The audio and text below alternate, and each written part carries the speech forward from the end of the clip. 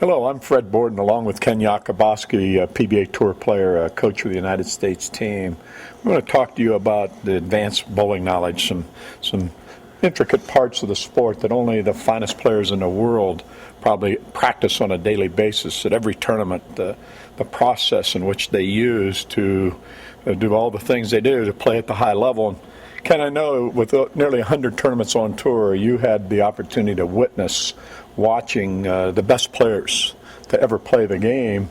And what separates the players that go to the winner's circle and go to the cash window every week and the players that just don't quite get there in your observation of all those times out on tour? Could you share with us what you saw? Sure, Coach. Well, the one thing that all the players have in common is talent, and they all have great deliveries. But what sets apart the fellas that go to the cash window every week is the ability to make quick adjustments, and they do it with conviction. They don't question when they're going to move. In fact, they may do it 1 or 2 frames ahead of the actual change in the lane condition. They can change their ball. They can vary their equipment, the surface of the ball, the weight of the ball, drilling of the ball. They can change their speed. Vary their speed control is a tremendous asset. Walter Ray is one of the greatest in the world at varying his speed and his loft. Loft is another way to change and alter the ball trajectory and angle. And they can alter the percentage of their hand versus their swing in the shot, which we'll talk about later, and is a tremendous asset to have.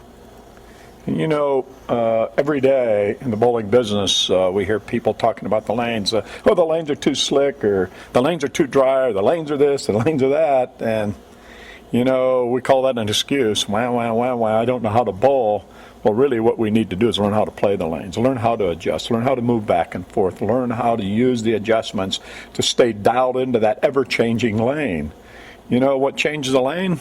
Us, the bowlers. As soon as we start throwing bowling balls on the lane, it changes. The weather. There's so many things that change and vary the lanes. It's our job as players in the sport to understand that's a part of the game. I know as an owner of a bowling center, as a coach, as a player, one thing I just really hated to hear from my teammates is an excuse about the lanes this, lanes that. We always said we're not looking for excuses, we're looking for the answers. And I know with Team USA, Coach, that's a big saying that's said right at the Olympic Training Center of how we get the mindset of our athletes is to get them to understand we're looking for the answers, not looking for an excuse for a bad performance. And that's really what we're going to talk about in this whole series of adjustments and how to do that and how to process that information, how to do it quickly, and how to do it and be committed to it. Before we do that, I think we need to talk about the physical delivery. There's some keys that we really like to talk about. I think number one, the timing. We're going to change that term a little bit. We're going to talk about the separation. We're going to have you demonstrate that, Coach. What's a separation? What do we mean by that? What's the one key, the real important key for a good swing? We see people with great looking mechanics, but we have a thing called motion. We're going to talk about the motion of the swing. And then we talk about the release, and the number one factor in the release, and the number two, and how you control the arc and the tilt and the rotation and getting maximum axis tilt and rotation out of your hand and your wrist. Those are just the topics of the physical game. And then we'll shift gears and get into the intricacies of making the adjustments. So we're going to get started now with the physical game.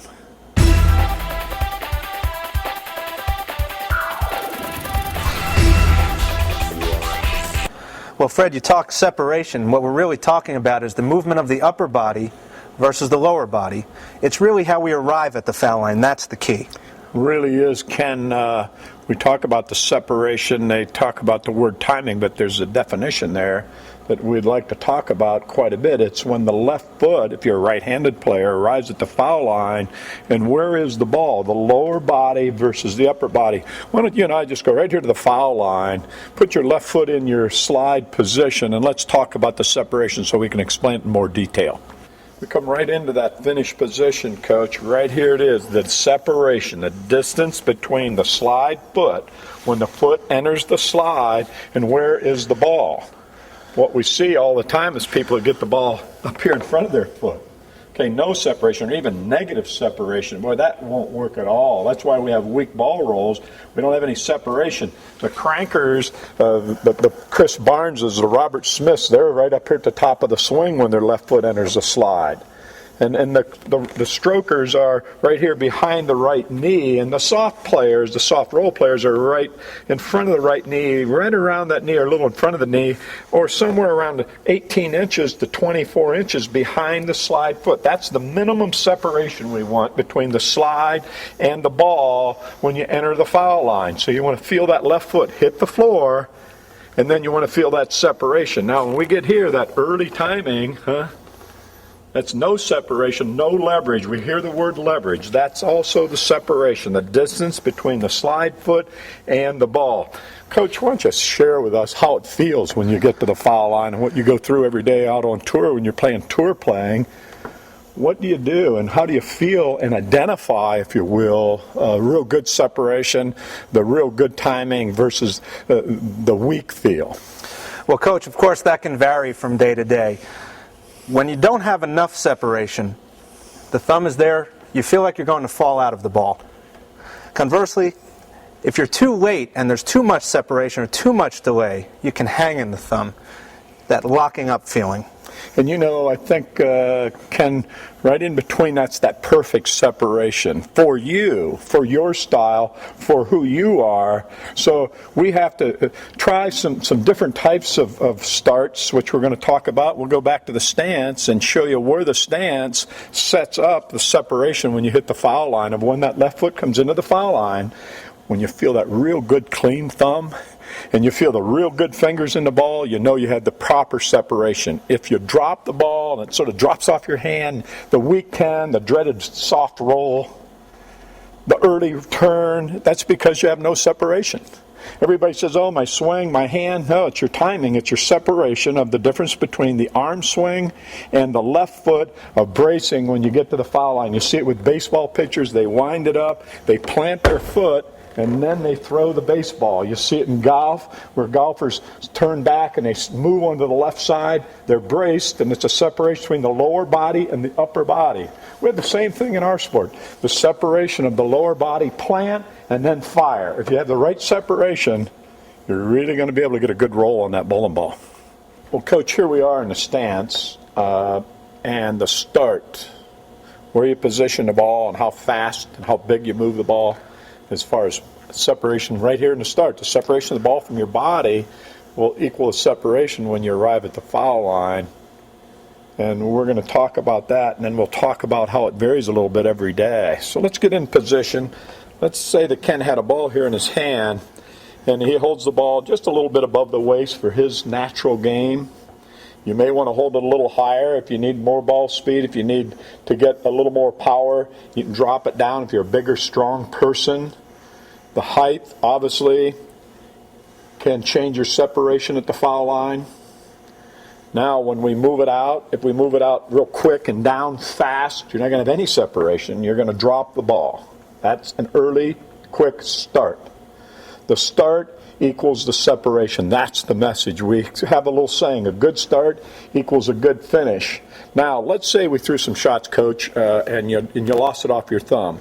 Now, what would we do? We'd get a little bigger, and we would move it a little slower versus shorter and faster. So when you get the weak release, it's because we're short and quick. Then we get to the foul line, we have no separation, or what we've referred to in the past as early timing. Well, I think the separation is a better definition, and how that happens is right here in your start. Now, if you drop the ball, we're going to get a little bigger. Now we'll have a little delay and be able to plant the foot when we get to the foul line. If the opposite happens, let's say we get there and we hang up in the thumb hole and we pull up and we have late timing, Coach, what would you do? Well, then we need to get the ball moving a little bit quicker and possibly drop it down into the swing. Drop it into the swing a little bit faster, and I think that goes to the topic you and I've talked about a lot when you're playing on tour. Is, you know, Coach, we worked, and boy, I had my start down perfect, and I had perfect separation. Yesterday, I averaged 228, played pretty good, and today, boy, I barely averaged 200, and it felt totally different. Share with us what you do each day to try to set this up. Well, each day you hit the lanes, your body clock and tempo is different. Some days you may hit the lanes very charged up and excited and just have an overall quick tempo. That would cause less separation. Some days you go out there, you're a little more lethargic. You can afford to be a little bit quicker because everything is just going slow to create the separation. We need to alter our start to match our body that day to create the separation that we're looking for. So really what we're talking about is two things. As you get in that stance, the ball position that you like, the one that you've been using, that's fine. But how far out do you move it, and how fast do you move it? If you move it fast, it's going to get there a little quicker. It's going to be less separation. If you move it a little slower, you're going to have a little bit more separation. That really works into when we get more into the advanced adjustments about playing lanes. If you want a little faster on dry lanes, that's perfect. Okay, and if you want to get a little more separation because the lanes are real slick, you get a little slower, bigger swing, you get more separation, you get more leverage when the lanes are slick. Now you're really understanding how to play the game, not only mechanically, but the motion. That's the message here.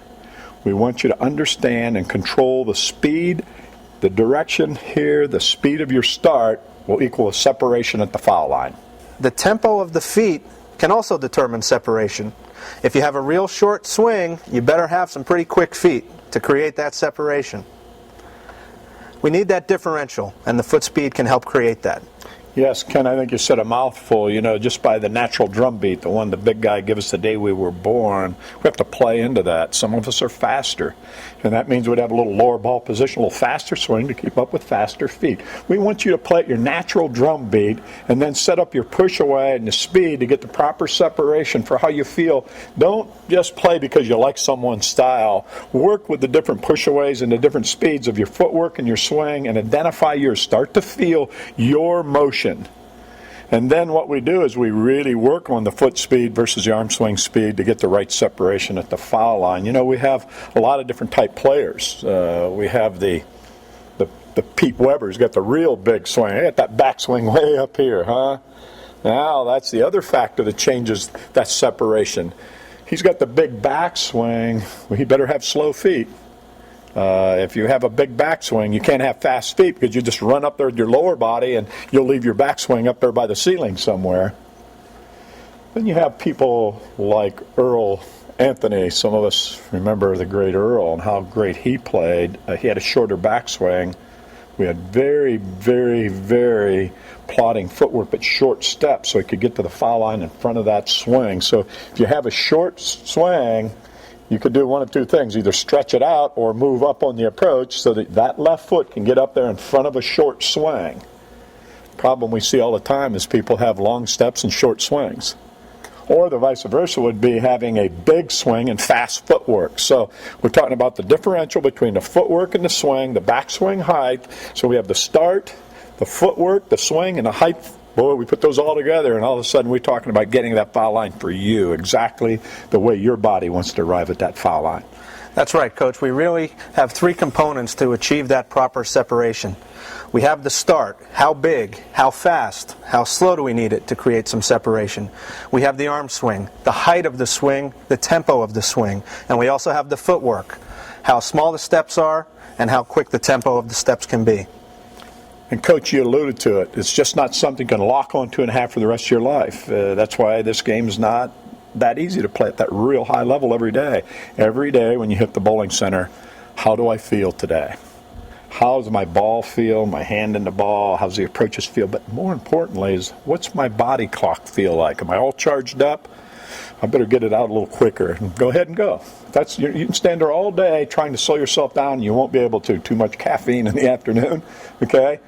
Oh, boy, I didn't get much sleep last night. I'm tired. You can either use that excuse or you can learn how to play, okay? And when you're a little tired and lethargic, a little bigger, slower push away because you're a little slow today. So the best players in the world adjust that according to how they feel every day to maintain that level way up there at that high level that very few of us ever get to. These are the reasons they can adjust it each time they play the game. Coach, maintaining your game's like driving a car. You want to drive straight down the street, but you're constantly maneuvering left and right. It's the same thing with your game. You're constantly adjusting your game from one side to the other.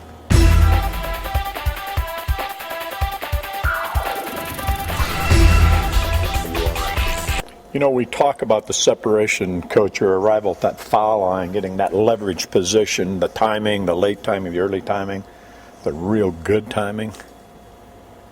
We think that's number one, but I think equally as important is the swing. I mean, it's hard to be a good bowler if you don't have the good separation and you don't have the good swing. Everybody talks about having this swing on line. I think that's old-time information. I think we all know that your swing alignment puts the ball on line to your target, and if you throw it out to the right, it's because you got it too far in behind your back. If you throw it through the nose or throw it left, you got it out away from your body, which makes a pull, makes the ball go left of the head pin. I think that's been taught for several years. I know we've been teaching it for God only knows how long. But I think there's a few other things that really need to be clarified, some details that we need to talk about. Well, that's true, Coach. We've all talked about the swing and the 4-inch groove, keeping the swing in that 4-inch groove, and we need that for accuracy. But what hasn't been talked about too much is the side view of the swing. When we look at the shape of the swing, we've all heard the term pendulum arm swing.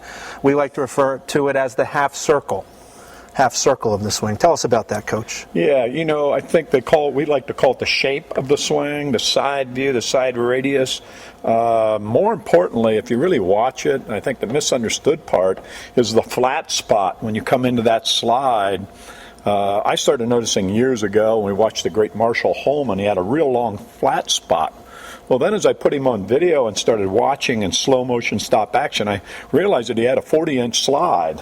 A 40-inch slide creates a long flat spot. So what I'd like to do right now, Coach, is have you demonstrate a little bit, if you will, the difference of coming into that slide and that body's moving forward. The swing isn't the flat spot. You don't make your arm get longer. Your body sliding forward actually creates the flat spot. The arm's working on a half circle, as we talk about. Okay, but the flat spot is created by the slide. And if we have a person with a shorter slide and a longer slide, could you demonstrate that a little bit, and then we'll talk about it? Sure, Coach. We talk about players like Danny Wiseman and Marshall Holman. Those are players that have a good flat spot in their swing, and it comes from the slide that they have. They're continuing to slide as they release the ball, and that's what creates the flat spot in the swing. The modern day players, the crankers, by and large, tend to not have a flat spot in their swing because they're more plant and up on the ball. So a cranker plants and comes through real strong. You won't see as much of a flat spot with a cranker as you do with more of a stroker and a player continuing to slide as he releases the ball. Okay, I think you see the idea of the flat spot. If the foot's sliding forward, you have a longer flat spot. You lay it on the lane a little smoother. You lay it down because of the flat spot. It's not because of the arm, but the slide itself, the momentum of the body. And usually when you see a Marshall Holman, a Norm Duke has a long flat spot. They have lower hips and they're down in there sliding, which creates a longer flat spot.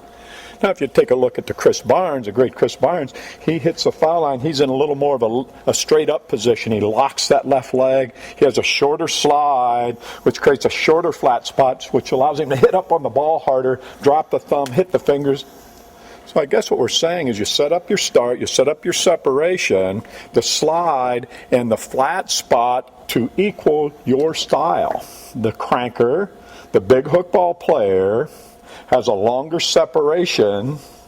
They get to the foul line. They have a shorter flat spot. Their heel comes down on the floor and stops their body, and their arm goes up, creates more revolutions. Then you have the person's a little lower profile player down in there. They have a longer slide. They have a longer flat spot with a little more of a smoother release through, not much of a crank. So we talk about the start, the separation, the flat spot, and the swing as it relates to the side view or the shape of the shot. Work on those, figure out who you are, you get the good separation and a good slide and a flat spot and understand it for yourself. Well, then you can fine-tune your bowling game. Ken, when we talk about the flat spot, when we talk about the ball going down the lane, we get that over-under, we hear that term, or the ball lurches off the pattern, makes that snappy, flippy movement, especially on fresh-oiled lanes. When you see that, that's telling you that you have too short a flat spot. We need to get the little lower profile in the trunk. We need a little longer slide so we have a little more of a saucer-looking flat spot in the release so we can get the smooth arc on the ball. If you plant the foot and hit up on the ball real hard, your ball changes directions abruptly and it's hard to control. That is telling you don't have a long enough flat spot. The reverse would be then if your flat spot's too long and you go through and you sort of drop the ball, there is no up action, the foot never stops. You're releasing the ball during the slide too much, where you need a little bit of a stop, a little bit of that separation, and the flat spot, and time it up, you'll get the proper ball reaction when you get the separation and the flat spot. And you know what we're really talking about really is movement, aren't we? We're not talking about mechanics anymore. We call it the M&Ms of our sport. I think a lot of coaches and a lot of us around the world, we talk about mechanics. Hold the ball here, push it A, B, C, D, 1, 2, 3, 4. Talk about the mechanics. But now we really want to talk about the movement, the second part of the M&Ms, the mechanics and the movement. We're starting to talk about the speed of the movement, not just the mechanics themselves, the tempo, the inner drum beat. How that feels between your arm and your legs, how I feel today. Boy, that's a whole mass right there that only the real high-level players pay attention to. And some of them we know very well. And you've spent a lot of time traveling with them, and I've spent a lot of time coaching and working with a lot of the tour players. Some of them just do it intuitively. Some like great basketball players, they just shoot the ball 11 foot 3 inches. They know what it is, and then they go 16-4, and they know what that is. Through feel, they've learned these adjustments. Well, that's what we're talking about to you. Go out and start to feel the speed of your movement, just the mechanics. Well, that's true, Fred. One of the huge adjustments that we use out on tour is to adjust the motion of our swing, the arm swing speed. You always had a saying that if you match your motion to the lane, you will bowl a very good game. Well, that can't be more true than out on tour. If the lanes are jumping and there's a lot of back end, we need to adjust our motion for that. And like you said, the difference between a 30-foot jump shot and a 15-foot jump shot is just changing the tempo and touch of the motion. We're not changing the mechanics, we're just varying the motion. And we change the application of power. We're going to talk about a lot about that. We start talking about the different adjustments and arm swing power and hand power and the 5 adjustments in our sport. We're really going to fine-tune that so you can really recall when you're out on the lanes how to use this information. First, we need to start practicing the feel of the movement. There's the separation we talk about and the swing. Okay, so in the two, when we arrive at the foul line, left foot in front of the swing for the separation, the leverage. Then we talk about the flat spot, and we talk about the speed of the swing. We want you to do this, and sort of capitalizing the start of the timing in the swing. We want you to get off your mechanics now. You're good players. This is advanced stuff. No longer do we work on mechanics, we work on the feel of the motion. The M&Ms, the mechanics now, we're not saying never work on your mechanics again. You have to fine-tune once in a while, but for every half an hour you spend on mechanics, we need to spend the equal amount of time working on the feel of the swing and the motion of your body and the feeling of your drum beat each and every day you play the game.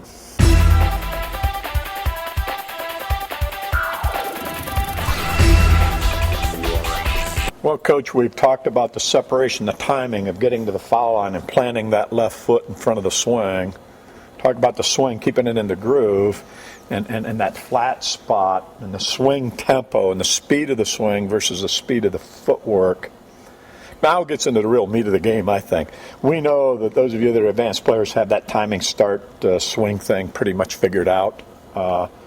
We really want to talk about the release. This is where we start separating the league bowler that bowls pretty good on their Tuesday night and bowl in the same house every week versus moving around, playing a lot of different centers, playing in your city tournaments, your state tournaments, the ABC tournament, your national WIBC events, playing Team USA. You really have to understand what's going on here with this hand and wrist. And there's a multitude of movements here.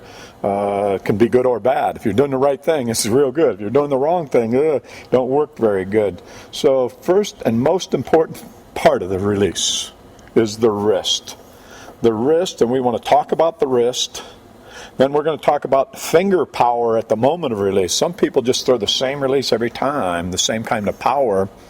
If the back ends are real dry, hot potato that ball. You want to open your hand. You don't need a lot of power on those fingers. I can walk over to a table and snap my fingers and flip a table over. I've got enough power in my hand. So we talk about hand power, finger power at the moment of release, wrist action, and hand power at the moment of release. It's much like a major league player when he's throwing a baseball. These guys get calluses on their fingers from throwing them curveballs and trying to get a hold of the ball and rotate the axis of the baseball. We're doing the same thing at the moment of release. We can either have a soft hand, we can have a medium hand, or we can have a real heavy, strong hand at the moment of release. That will help create more and less hook. So we talked about the wrist action and the hand power. And, Coach, I know you use a lot of releases. You do a lot of stuff with that wrist and hand. Well, we do, Coach. And we talk about two things when we talk about the hand. First, we talk about the hand position. Two ways to look at the hand. And we're not going to use the old terminology. Let's use the wrist being either loaded, flat, or unloaded. When you think of power, everyone thinks of a real loaded position. But what helps the power players get the rotation and revs on their ball is that they go from a loaded to an unloaded position at the release point. And that's why if you see a power player wearing a glove, he wears it very loose, because we don't want any kind of firmness in the release as we move. We want our hand to go from a loaded to an unloaded position. We don't want anything static. And when we talk static, that's another way to look at the hand. The straighter players tend to keep their hand a little bit more motionless as opposed to active, and you'll see the big power players like a Chris Barnes with a lot of movement in the hand as he releases it. Yes, we talk loaded, where we load that wrist up and we really load it, and used to call it cupped, but a lot of people think they stay in that position. What we want to do is we want to stay in that position until it gets right by the ankle bone, and then you unload that wrist. It allows the fingers to fire around the ball to get maximum axis tilt and rotation. Total freedom at the moment of release allows the fingers to rotate the ball. And when we lock the wrist, and I know you that's a word for you, Ken, that you don't like at all. You don't have anything in your game locked. Motionless. When we lock that wrist, when motionless, we get a straighter shot down the lane, and when we load and unload, we create a bigger arc. The reason people can't create the big arc is because they keep their wrist locked. Let that wrist get loose at the moment of release, and you get a bigger arc.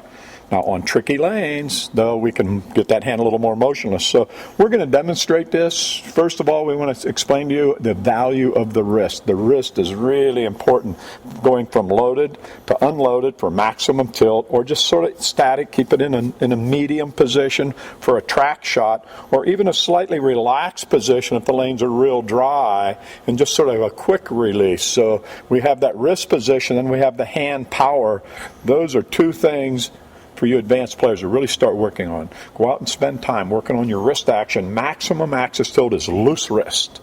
Minimum axis tilt is just a firm wrist without any movement. And then we want you to work on plus or minus hand power. Throw your normal hand power. Then we want you to feel the fingers hit the ball at the moment of release versus soft fingers at the moment of release, and watch what it does to your ball. Then you're going to start fine-tuning your ball reaction to what's happening out there on the lanes.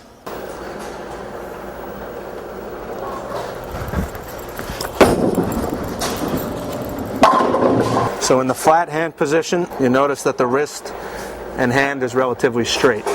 Next shot we're going to do is going to be a loaded hand position.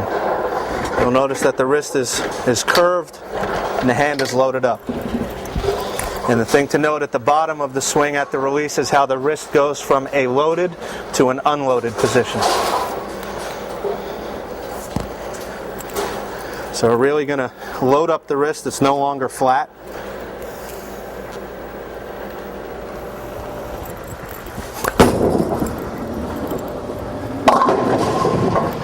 So it's a loaded to an unloaded position.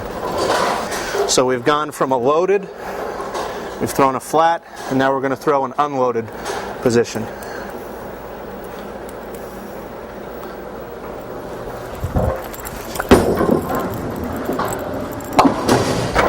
That accounts for a very weak rolling ball or a non-hooking ball.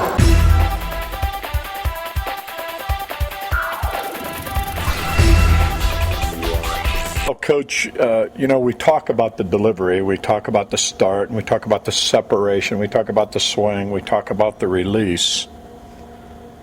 That's very important, but now at this level, we've got to talk about more important topics, I think. And we really need to learn the 5 adjustments. The good players, the Chris Barneses, the Norm Dukes, the tour players, the players that win on tour, they can do these adjustments in their sleep. And I just want to forewarn you, it's going to take some time to learn to do these things. These are not something that happens overnight. It's not easy to be a great player in our sport, as we all know. And these are the things that'll make you a great player, is understanding the 5 adjustments. How to move back and forth and play different angles and change the angle of the shot. How to use different bowling balls and have an arsenal of equipment of different bowling balls that can be matched up to the surface of the lane. How to vary your loft.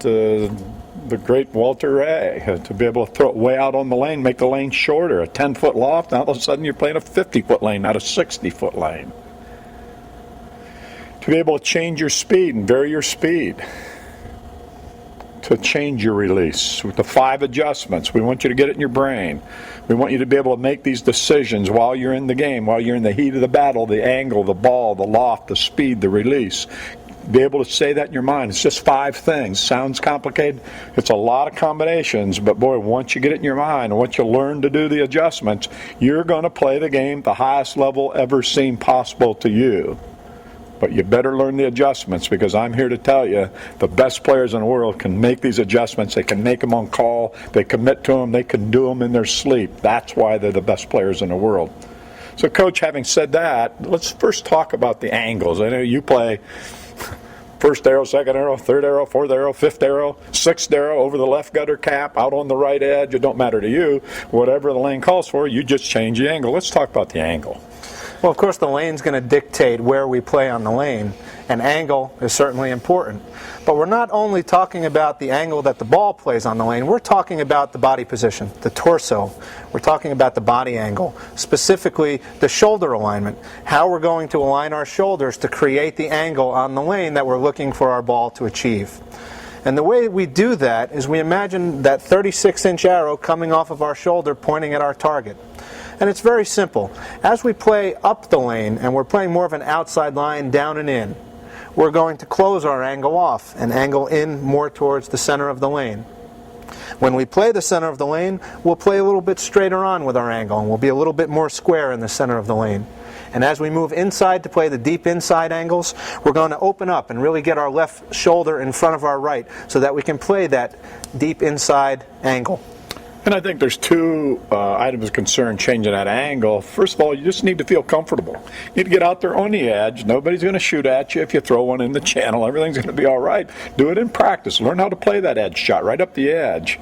Boy, will that build good confidence. You say, well, I'm good enough to keep it on the first 2 boards. I didn't know I was that good. Well, how will you ever know you're that good unless you try it? Move out there. Don't be afraid. Play that first arrow and outside the first arrow, between the gutter and the first arrow, then play the second arrow, then play the third arrow, then play the fourth arrow, then play the fifth arrow, then play the sixth arrow.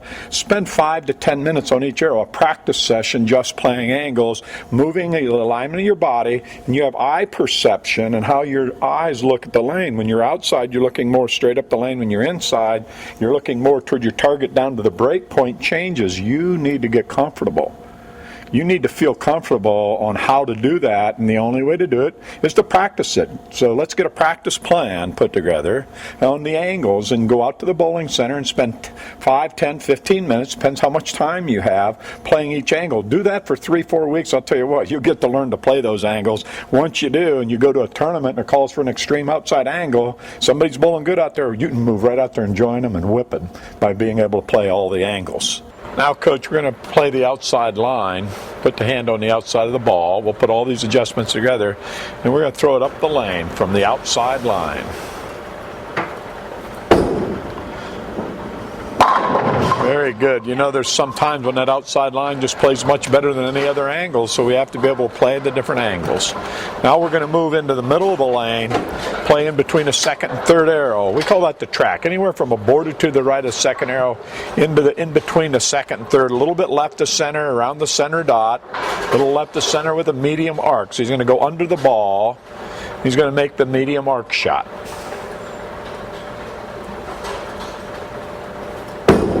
Now you can see the ball went out to the right and hooked back to the pocket. You had a medium hand action playing the track. Now we're going to change the angle to an inside shot. And as Ken moves to the left and plays inside, he's going to load the wrist a little more. He's going to use a little different release, a little stronger axis tilt release. And he's going to open the angle of his body. He's going to play the angle now. He's changed the angle of his body and his release, playing from the left side of the lane.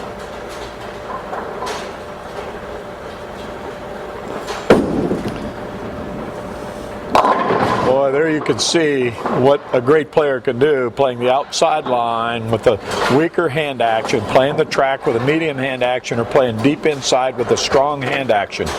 The one thing we learned being on tour is it's almost impossible to keep up with someone who's playing the right part of the lane if you're playing the wrong part of the lane. You can't strike when you're not playing the right part of the lane.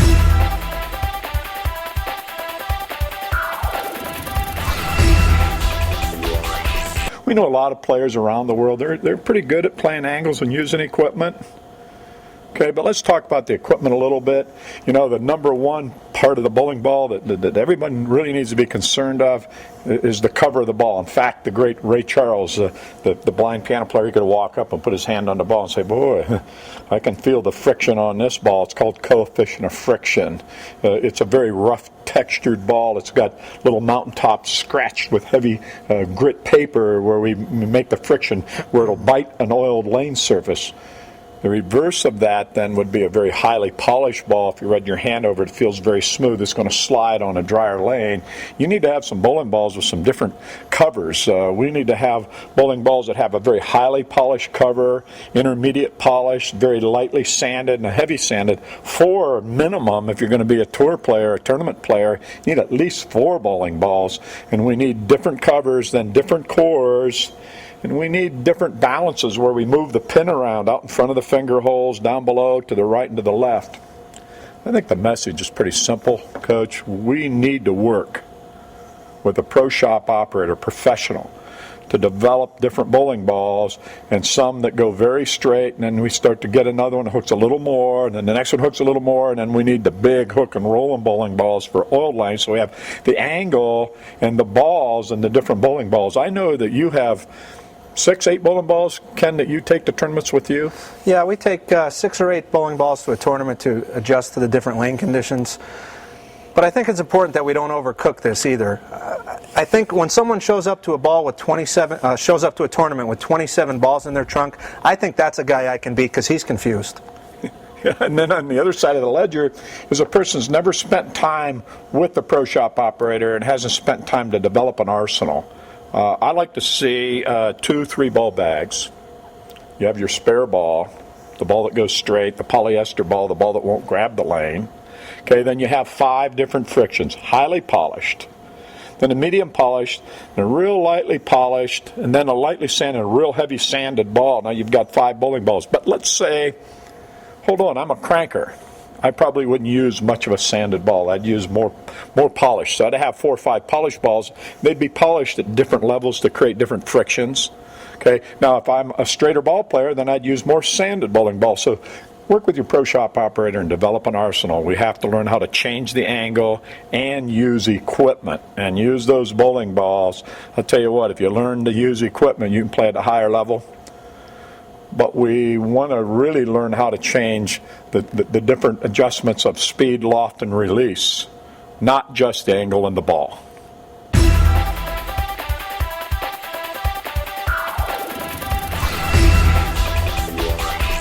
You know, we talk about the different skills of being able to change the angle, being able to choose the right bowling ball. But the great ones, they can really control their speed, really get it down to a fine line of being able to change the feeling of your body as it moves to the foul line. It's the tempo, the inner drum beat, if you will.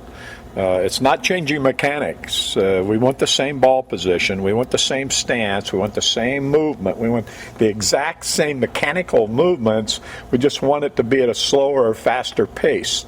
item one, when we talk about speed, is just thinking it. Huh, Coach? We talk about it in your mind. You sort of feel a little tired. We're going to throw it a little slow. The lanes are slick today. You've got to slow it down.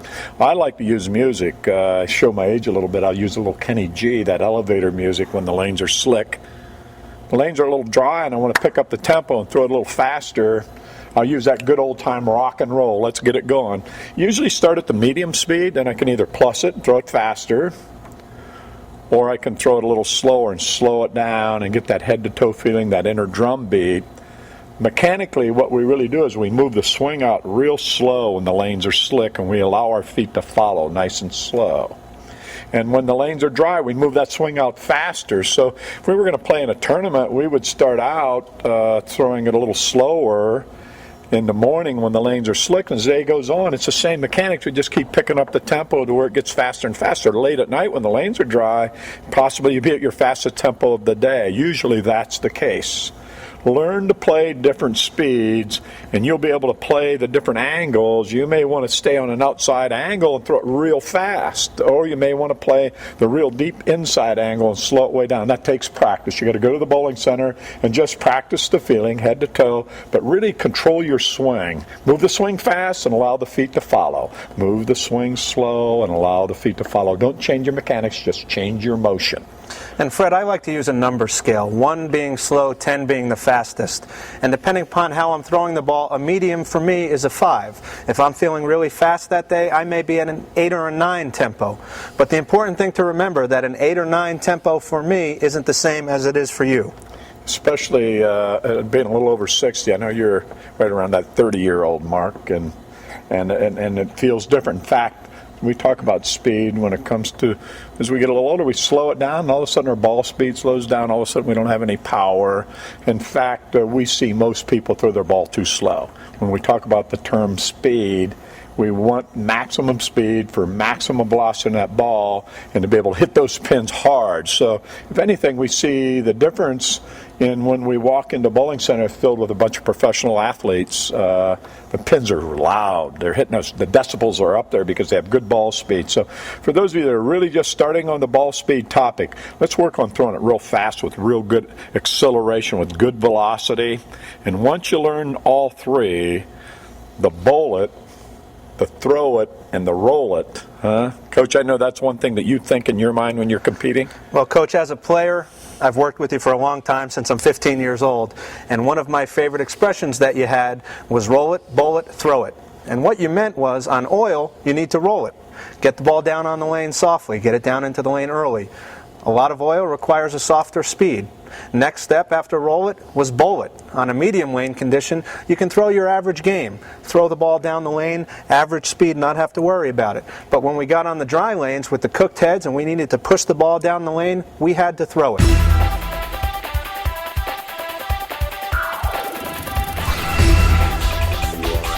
We learn speed control. You need to develop that skill. You need some time to practice it.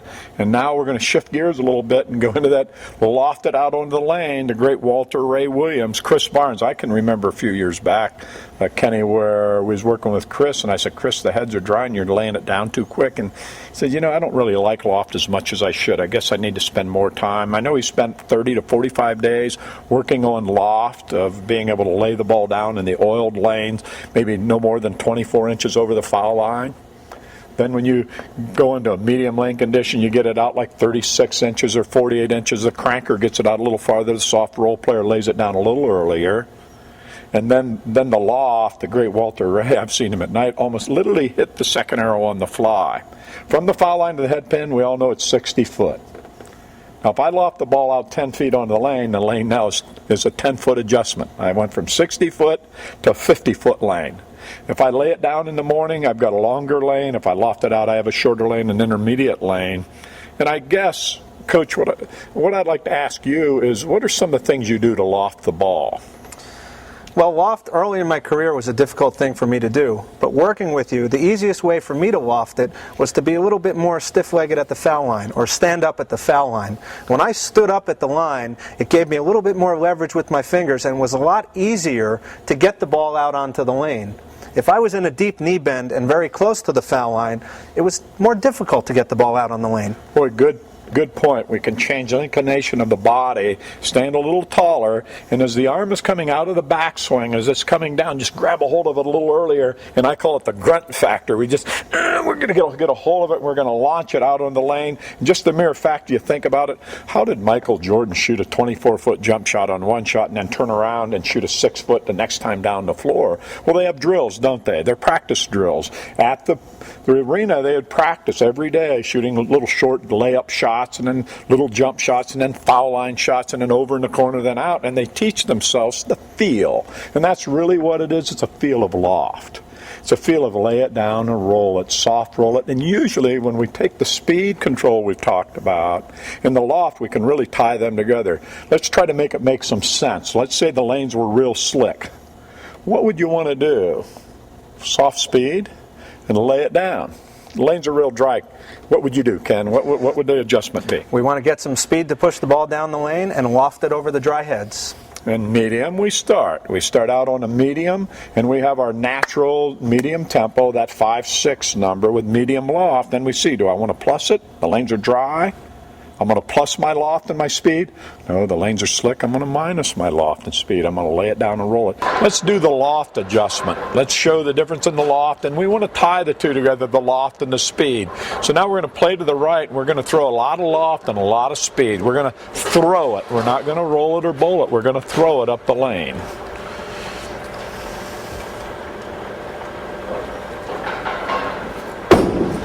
Now you can see he got that well out over the foul line and just threw it at the pocket. Sometimes that's the best shot. When the lanes are dry, late at night, the lanes got a little tricky, just take the lane out of play with loft and velocity. Now we'll move to the left, and we're going to have a medium loft and a medium speed. Just to play 4 or 5 boards left to center. Now watch the difference in the loft. The ball won't go out over the foul line nearly as far. The speed will be a little softer.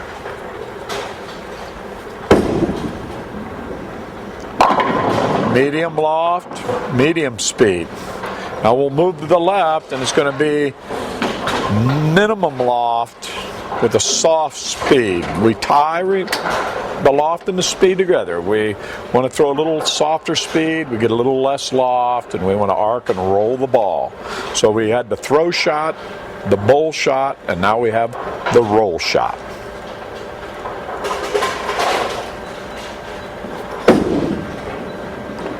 Now, as you can see, that ball was softer. Give the ball a lot more time to arc and hook, and he put that wrist action. So there you have it. If you can change the angle, if you can change equipment, if you can change your speed, and you can change your loft on call like the best players in the world can do, you're on your way to becoming a real fine athlete in the sport of bowling.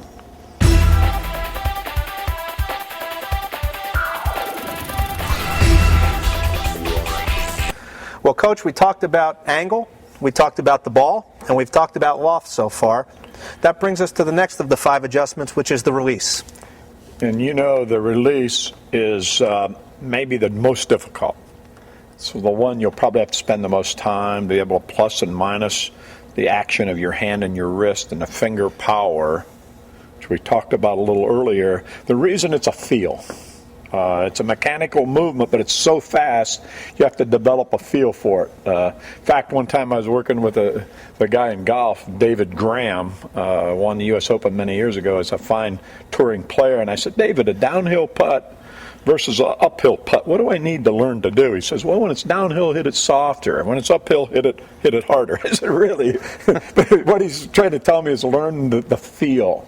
And I think, Coach, that's what we do. We learn the feel of the position of your hand and the position of the wrist. And that's the first item of concern. The most important item is this wrist action. When we load it up and we unload it, that allows your fingers to go around the ball. A lot of people think that you turn your fingers, when in fact what you do is you load your wrist and you unload your wrist, which we're going to have you do it and demonstrate. And when you show that wrist action, we have the wrist action of being either static and in position or being active and being loaded to unloaded for maximum axis tilt. And then we have the minimum, so we call it minimum, medium, maximum. Minimum position, medium position, and maximum position is when you really use that wrist from loaded to unloaded. And then minimum is when you relax your wrist and keep it silent. Keep it still and just come right through. So we talk about wrist action. Now let's talk about hand position. When we talk about hand position, having the ball and the hand on the outside when we're playing an outside line. Sort of go hand in hand. The terms and the angle go hand in hand, or I should say hand and lane. You just sort of tie them together into a picture. If I want to play up the lane on the outside, or say the first arrow, I put my hand on the outside of the ball, keep my hand static. You wouldn't want to turn the ball. That makes it arc. We want to keep the hand in more of a silent position and get it on the outside of the ball, or point that thumb right at a 10 o'clock position, just sort of keep it static, just come right through and stroke the ball, more swing, less hand. Now when I play the track, we stand under the ball, and just with a nice little quarter turn, just a slight wrist action when it passes your ankle at release point. And we have the maximum. We play the inside line. You better load that wrist up. You want the ball to recover, and we want to arc it out. We want to change the shape of the shot. We need to arc it and throw it out and make it hook back to the pocket. So we go from loaded to unloaded. So we have the wrist, and then we have the hand position, outside, underneath, and inside. You have to work on all of them, and then watch what your ball does as you change the wrist and hand action, and pretty soon you'll be making adjustments with your wrist as well as with your angle and your ball and your loft and your speed. Now we add this hand action, boy, you're getting the 5 adjustments, starting to see how it all comes together. Let's look at the different wrist actions. He's been throwing the different hand actions, but we want to have that demonstrated to the minimum hand action where we go straight up the lane. Watch the angle here. This ball will go very straight down the lane, and it won't cover many boards. It'll be a relatively straight shot.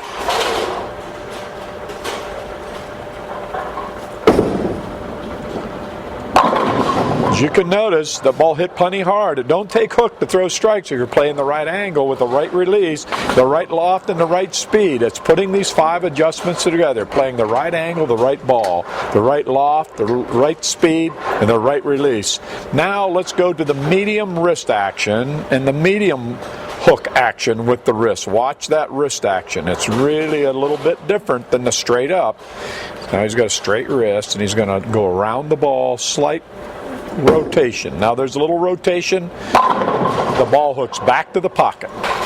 Okay, now we're going to move to the left. We're going to load that wrist here in the stance, and we're going to have that maximum axis tilt and rotation. And unload at the ankle. Now you see that ball go out to the right and back to the pocket. Can't be done any better than that. We have the up the lane, the straighter release, the medium release, the maximum release, playing the angles, using equipment, using the hand action, using loft, using speed. That's what this game is all about, to play at the highest level. Well, Coach, now that you have us understanding the release at a very high level, you've come up with a way to integrate the arm power and the swing power. Why don't you tell us about it? You know, what we need to do is we need to have the right amount of power in the swing. The swing creates the distance. So if the ball's going a little bit early, you need more swing. With a little less in the hand. So we have less power in the hand, a little more power in the swing. We call it 80-20. 80% power with the swing, 20% power with the hand when the lanes are dry. We start out at a 50-50 blend. We blend the swing, 50% hand, 50% swing. Now, if the lanes are real slick, we got to back that swing down. 20% swing. Then we get by the ankle, we catch the hand real heavy. We call it 80% hand, 20% swing. So we start swing power equals the distance. The hand and wrist power equals the hook. So if you're not getting enough hook, soften your swing and increase your hand. If you're getting too early of a hook, increase the swing and soften the hand. So I know you do this on a regular basis, Ken, as soon as you go into the bowling center. Walk us through what you look at, and then you change the powers of your swing in your hand. Well, we've worked on this with several PBA players already, and they're finding this tremendously helpful. We're always looking to simplify and keep things as easy as possible. You know, we employ that KISS principle, keep it simple, stupid, and this really does it. First thing we do when we get into a lane is we want to see if our ball is getting down the lane. If it's not, and it's hooking too much, we need to employ more swing. So we'll focus on just getting more swing in the shot and a little bit less hand. That will help the ball get down the lane. If we walk into a bowling center and we throw our first ball and it just shoots 60 feet, obviously we need to tone down the swing and get a little more hand in the ball so we can create those axis tilt revolutions and get the ball to turn up.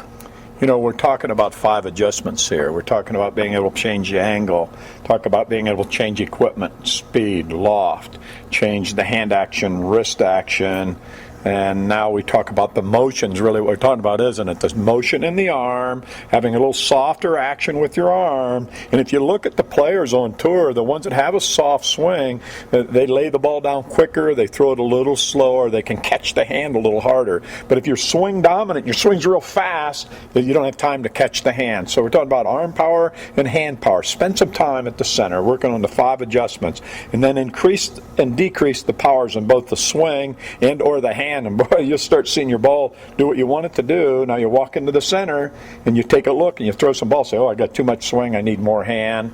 I've got vice versa. Whatever you need to do, you'll be able to do, but it's going to take some time. It's going to take some practice.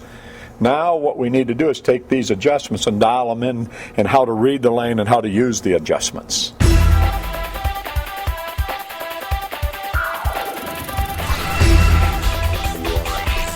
Okay, now that we have the 5 adjustments, the angle, the ball, the loft, the speed, the release, get that in your brain. Those are the 5. We have to be able to read that lane. There's a process. We think it's pretty simple. It's 3 steps. What's the distance? What's the hook power, and what's the shape?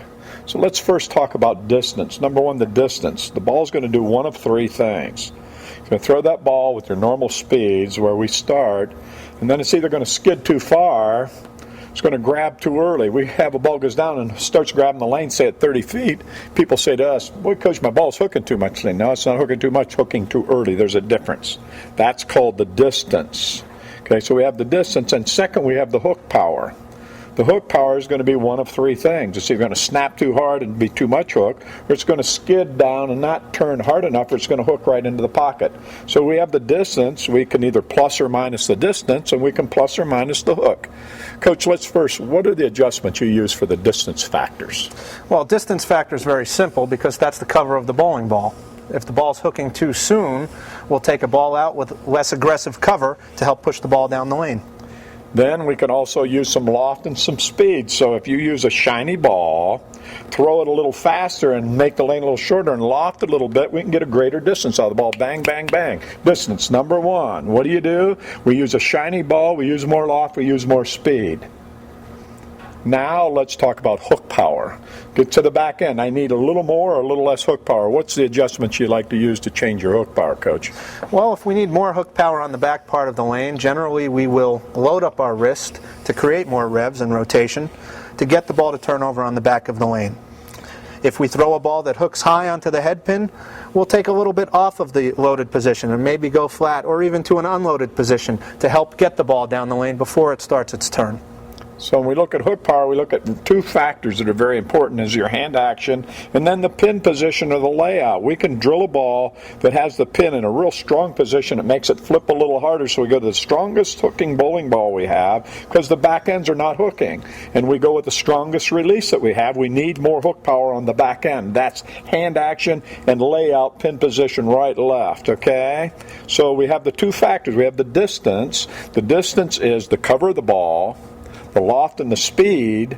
If it's hooking too early or hooking too late, we can change that with those 3 factors. Then when it gets to the back end, if it's not hooking enough, put a little more wrist in the shot or use a stronger layout. If it's hooking a little too hard, we have a little bit of a weaker release and a weaker layout on the bowling ball. Now, once we've determined the distance and we determine the hook power, now we have the 3rd factor is changing the shape of the shot. Coach, what do? If you got to play inside and outside the different shapes, what are some of the things that you have to be concerned about as far as the shape is concerned? Well, when it comes to shape, this is really the simplest of the 3 adjustments because we're just working with angle, our body angle and our target angle, and we vary those based on what part of the lane we're playing on. So now let's say we're playing deep inside. You move to the left for a right-hander, and you open your shoulders and you load your wrist for maximum arc, and from your laydown point over your target out to the break point, and the ball hooks back to the pocket. You need something to recover. That's the shape of the shot. So we want you to watch the distance of your ball, plus or minus it with loft and speed and the cover. We want you to watch the hook power of your ball, plus or minus with the layout of the ball and the wrist and the hand action, then be able to change the shape of the shot. The good players have the ability to move around and change the shape. Most people want to see their ball just go straight down the second arrow into the pocket, and when that don't happen, they say, oh, these lanes are bad. No, it's time for you to move. It's time for you to change the angle a little bit, change the picture, be able to change your picture and change the shape of the shot. Now you're reading the lane and you're using the 5 adjustments. You read the distance, you read the hook, you change the shape, you use the 5 adjustments. Well, you're well on your way now to playing at the real high level. You notice Kenny's moved to the right on the approach. He lines up that bowling shoulder. He's got his hand more on the outside of the ball. He don't need a lot of hook. He's playing the angle. He's just going to go up the lane with a straighter shot right to the pocket. Especially good for people that don't like to throw a big hook. And you don't have to throw a lot of hook if you're playing with the right ball, playing the right loft, the right speed, playing the right angle. Now for the medium hook players, they play more around the track. We want you to be able to plus or minus your game, though. Here, we're going to get that wrist into a medium position, hand flat under the ball, shoulder lined up with a slight arc. With a slight turn and rotation through the release point. The ball went out, arced right back to the pocket. Now he's going to move extreme left. And when you move this far left, your angle of your body, your left shoulder is in front of your right shoulder. You change the angle of your torso. Now you'll notice he's going to load his wrist and put his hand on the inside of the ball. He's going to maximum load, and then he's going to unload it when he gets to the release point, playing the inside line.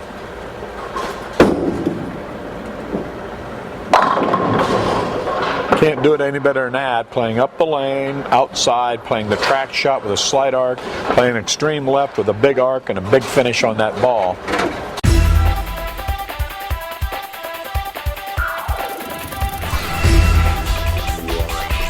You know, we talk about the delivery, the separation, the swing, the release, the multitude of releases, all the adjustments.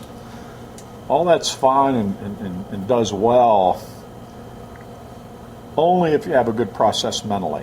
We know people that get pretty confused in their mind because they have no exact process. That's what we want to share with you now. We don't think it's real lengthy and we don't think that it's real complicated, but we do believe that it's very important. It's very important that you know what to think in the different aspects of the sport. It's a 5-step process. We want to share that with you. We ask people all the time, we say, well, how much time have you spent on your physical game? They, hundreds and thousands of hours. Well, how much time have you spent on your mental process? And we don't hear that they're spending a lot of time, do we, Coach? I know you've spent a lot of time. You've worked with a lot of the great sports psychologists, Dr. Dan Gould, the head of the Sports Psychology Association in the United States at the Olympic Training Center, Dr. Shane Murphy, Dr. Sean McCann. I know you've spent a lot of time with Dr. Eric Lasser and Dean Hinnitz. I've worked on my games personally with Dean Hinnitz and Eric Lasser. Yes, and to work on that mental process with sports psychologists, if you really want to play, you've got to get it down.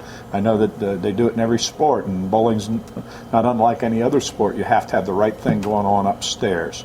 That might be, in the end, the most important part is what's going on in that mind. We call it neurological connection. We call it current dominant thought, making sure you're thinking about throwing a shot correctly. It's a 5-step process.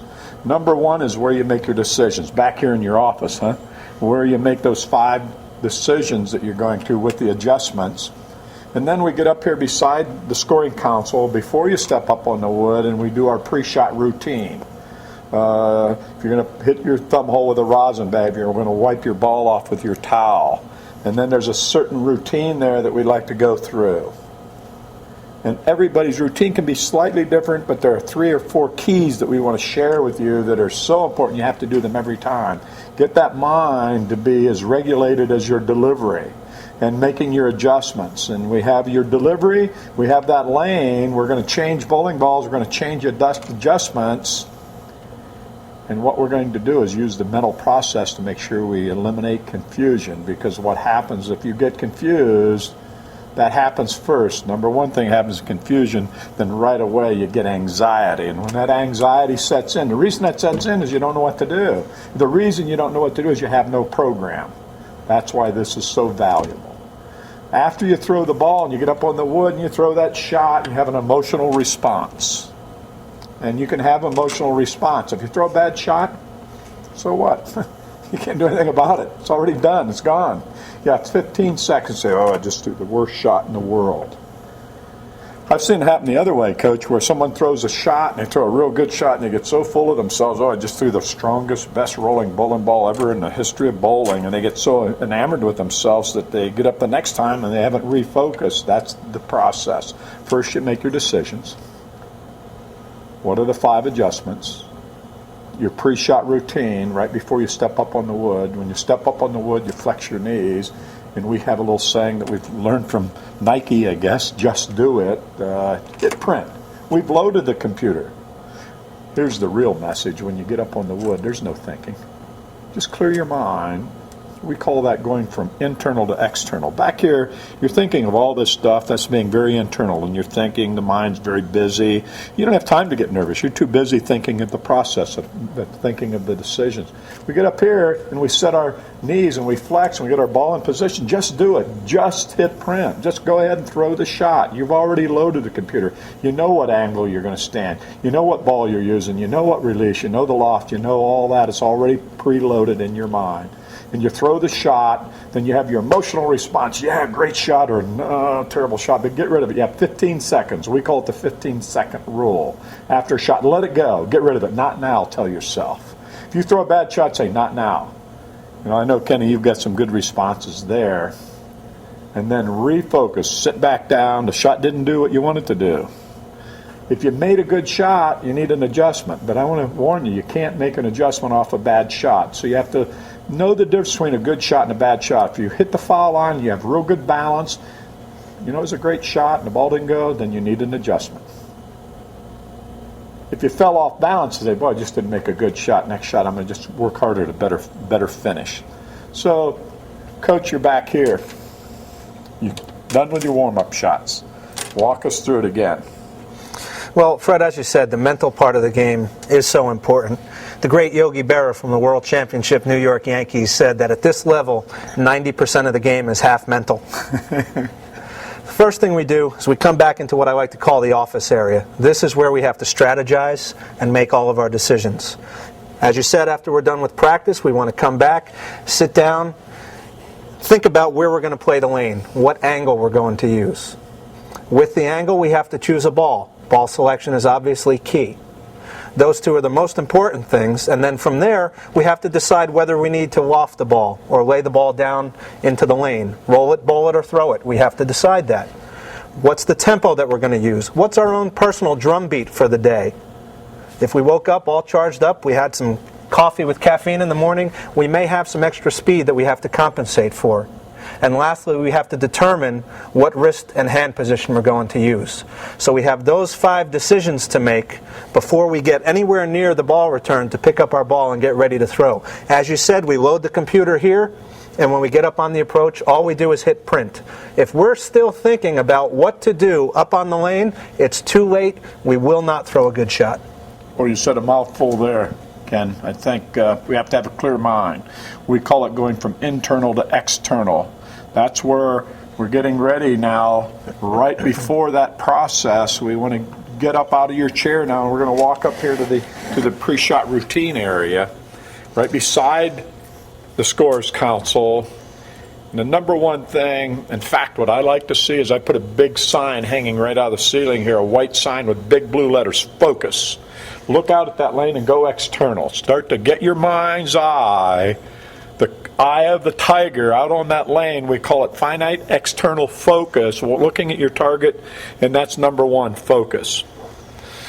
Well, let's calm it down a little bit. In through the nose, out through the mouth. Let all the tension drip out of your fingertips and fall onto the floor. Diaphragmatic breathing. Proper breathing is very, very important. You don't want that upper respiratory breathing in through the mouth. That only makes you uptight. We need to breathe in through the nose, out through the mouth. Proper diaphragmatic breathing, and calm down and let your body sort of relax. We have tapes out even on progressive relaxation. It's a good thing to do, is practice relaxation.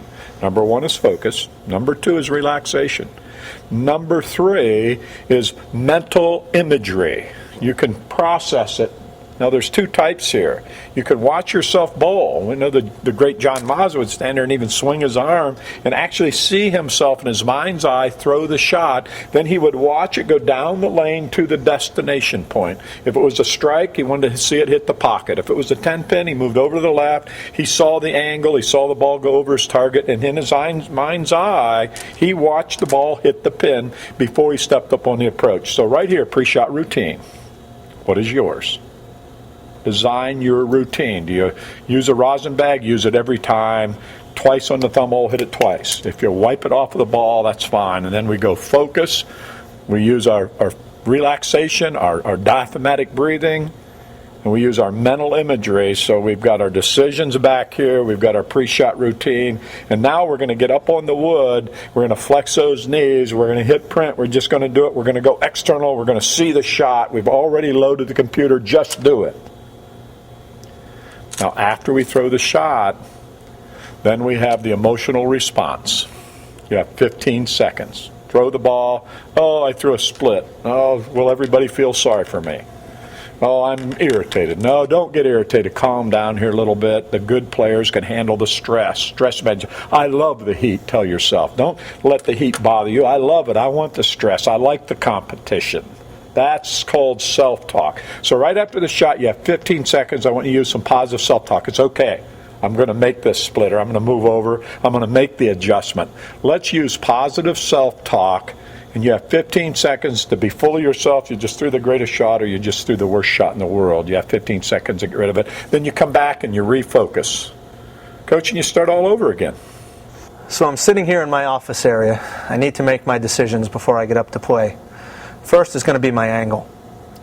The lanes are playing a little bit dry today, so I'm going to move inside and play the deep inside angle. Have to open up the shoulders, get the hand underneath the ball, the fingers underneath the ball to create the angle and the rotation so that I can play deep inside. I've selected a ball with a medium cover with a strong layout that I know is going to get down the lane and make a nice turn on the back end. We're in the second shift of the day, so the heads are a little bit gone. I'm going to need to loft the ball out onto the lane 18 to 36 inches. I'm going to use a medium speed because I don't want to fire the ball past the break point playing in deep as I am.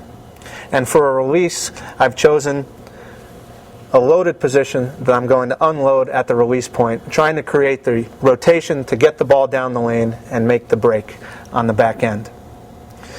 From here, I have to move into my pre-shot routine, and everyone's pre-shot routine is different. What I like to do, my first concern is footing. I want to have a solid footing at the foul line. So without fail, prior to each shot, I'll take a Scotch-Brite pad out of my pocket or a shoe brush and scuff up my shoe pad. Then I'll wipe it off to remove the excess dust. From there, I'll move over, pick up my ball, and I'll generally spin it 2 or 3 times to remove any excess oil rings from the previous shot. With the amount that the modern balls flare, this is very important. I usually tap my thumb hole with rosin, and ABC rules require that you wipe it off, as I do. From here, obviously put it back on the table. I'll wait here and dry my hand off. Very important to have a dry hand so you can get a consistent grip. I've already decided what I'm going to do on the lane, so now it's just a matter of putting it into action. When it's my turn and both pairs are clear on either side, now I'm ready to go.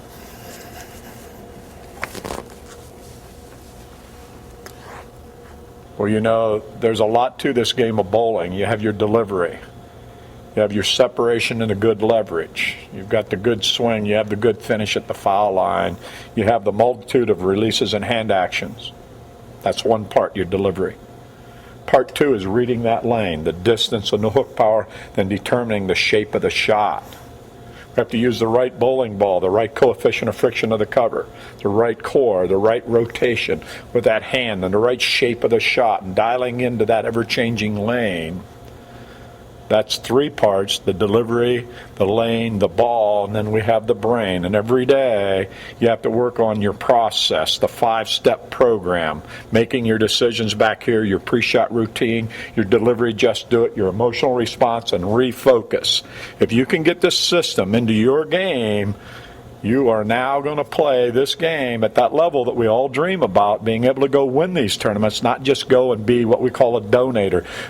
Go out and bowl in these tournaments. Start to get savvy at the tournaments. You can't understand the pressure of tournaments until you play in the tournaments. A lot of people, I go to a tournament, I get nervous. Yeah, if you go to one every 4 or 5 months.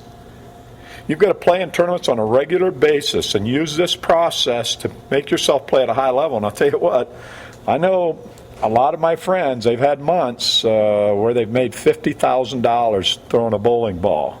And a lot of amateurs, the great Billy Hoffman, the Tony Manas, the David Hayneses, the Tim Macks, they do real well as bowlers around the world. They bowl all over the world in tournaments. They know this program. Then you look at Walter Ray Williams, who last year made nearly $500,000 in prize money alone. There's a lot going on in our sport, college bowling. You have to learn how to throw the ball, how to make the adjustments, how to handle the pressure, the mental process, and set your goal. Some of you that are younger, we'd love to see you bowl on Team USA. We'd love to see you as a collegiate bowler, as a high school bowler. Some of you that are a little older, the senior tour is a lot of fun. And they have regional tournaments and they have national tournaments, and we've got all these tournaments to play in. But I want to say to you, if you want to compete, if you want to play at the high level, you got to work it the way this man has worked at it. The delivery, the ball, the lane, and your brain. If you can get those 4 parts, you're on your way.